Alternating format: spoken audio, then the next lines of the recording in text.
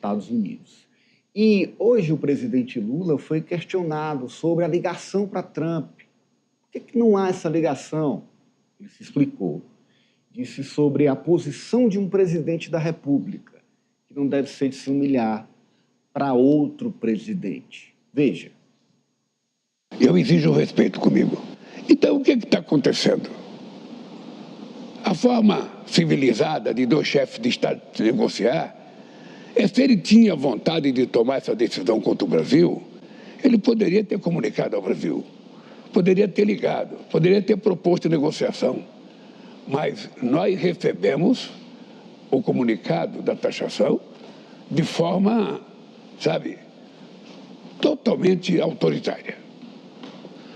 E não é assim que nós estamos acostumados a negociar. Não é assim. Mesmo nesse momento, nós estamos ainda, tem muita gente do Brasil tentando conversar com gente americana. Nós acreditamos que um país que tem 201 anos de relação diplomática muito civilizada não vai jogar isso fora por causa, muitas vezes, de uma atitude destemperada de um presidente da República. Em nenhum momento em negociação. O que ele faz é novas ameaças. Na outra carta, que ele anuncia, uns 50%, ele diz textualmente, é porque o governo, quem está governando o Brasil, está cometendo erros. Ora, ele que cuida dos Estados Unidos, do Brasil cuidamos nós. Tá aí, Cátia, olha, o que a gente percebe é que o presidente não vai fazer a ligação, até porque entende que aquele sinal que Trump deu de que, olha, pode me falar comigo quando quiser, não é um sinal verídico. Não tem, de fato, ali um empenho em buscar um entendimento, que as regras para Trump devem continuar sendo dadas por ele. Seria infrutífera essa ligação, ao passo que se continua a construção de buscar uma negociação, mas não vai ser a partir de uma ligação entre Lula e Trump. E aponta outro, reforça aquele discurso da soberania, né? O presidente não pode ser humilhado por outro. Cátia? Não, isso é verdade, né? Um presidente não deve ser humilhado por outro, principalmente quando a gente fala de uma nação soberana, onde o Estado Democrático de Direito funciona, que é o caso do Brasil, um país de extrema importância para o continente e importância global. O presidente dos Estados Unidos realmente está tratando o Brasil como se fosse uma republiqueta. E a postura do presidente Lula, que aí é importante lembrar que existe uma postura política, né, e uma postura de governo. É impossível que isso não aconteça, porque o Donald Trump colocou ali a briga dele, né, com o Brasil, a bronca dele com o Brasil, que ele colocou lá uma questão política. Ele tomou medidas, sanções ali, tentativa de sanções econômicas, mas para resolver uma questão política, que é a questão do ex-presidente Jair Bolsonaro, aí a interferência na decisão do judiciário, que ele coloca ali. E aí, querer obrigar o governo brasileiro, né, o executivo, a interferir no judiciário, para que o judiciário tome medidas de acordo com o que o presidente norte-americano quer,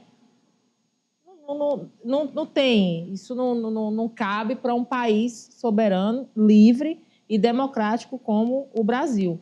E agora, a parte ali do jogo econômico que foi colocada muito estrategicamente para o ministro Haddad e para o vice-presidente Geraldo Alckmin, e aí a importância de Geraldo Alckmin e da sua figura, inclusive para negociar e tratar ali com os empresários que estão sentindo aí na pele essa postura da extrema-direita, e da direita também, não vamos excluir aqui, tem muito líder da direita aí que está apoiando, sim, fazendo política também, falando para a sua militância, mesmo sabendo que isso prejudica o país, reforçando aí a atitude da família Bolsonaro. Acho que a postura do presidente Lula, ela tem sido de acordo com o que se espera de um presidente de um país como o Brasil. Até porque, no final das contas, cada um vai defender o seu país. E o jogo político, o que ele diz no discurso para a militância, o que ele diz para a imprensa norte-americana, o que ele diz para a imprensa brasileira e o que ele diz para o empresariado, realmente são discursos diferentes, são narrativas diferentes, e tem que ser,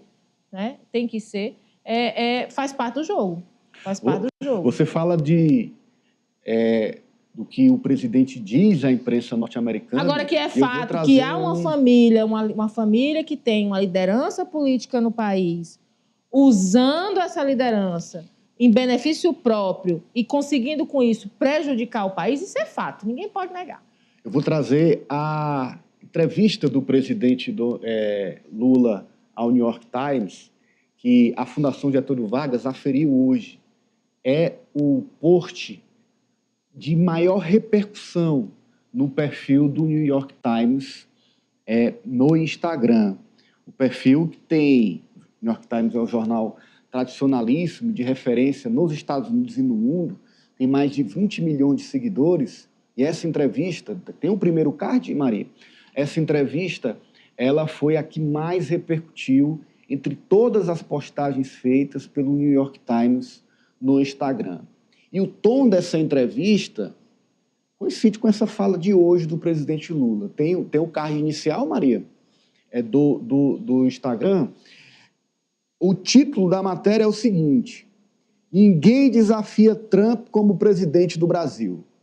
Essa chamada do post na rede social Instagram para apresentar essa entrevista de Lula. E aí o jornal completa. Em nenhum momento, uma fala de Lula, em nenhum momento o Brasil negociará como se fosse um país pequeno contra um país grande. Fecha aspas. Esse foi o título da entrevista e as aspas de Lula na entrevista que repercutiram nos Estados Unidos, que repercutiram no Brasil e que deram essa marca aferida hoje pela FGV de maior repercussão. Ou seja, dois fatos. O presidente Lula é ouvido dentro e fora do Brasil e, quando fala, reafirma essa posição de que o Brasil dispute, negocie, converse de igual para igual para os Estados Unidos, apesar do que está sendo posto a questão política nesse debate. Mariano. A imprensa internacional tem dado esse destaque porque, embora a gente saiba que essa taxação não é só no Brasil, mas aqui no Brasil a justificativa dele é muito esdrúxula, quer intervir na questão da justiça, no STF, então não condiz com a realidade, essa interferência externa.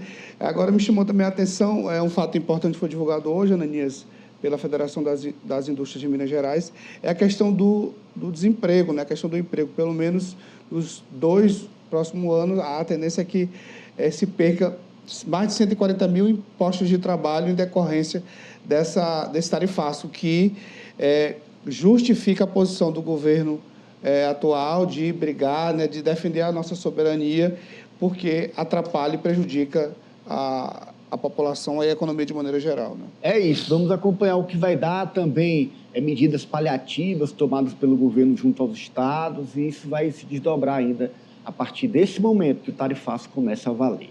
Olha, o Reserva Aldebaran chegou para transformar o jeito de morar em Teresina, uma arquitetura contemporânea,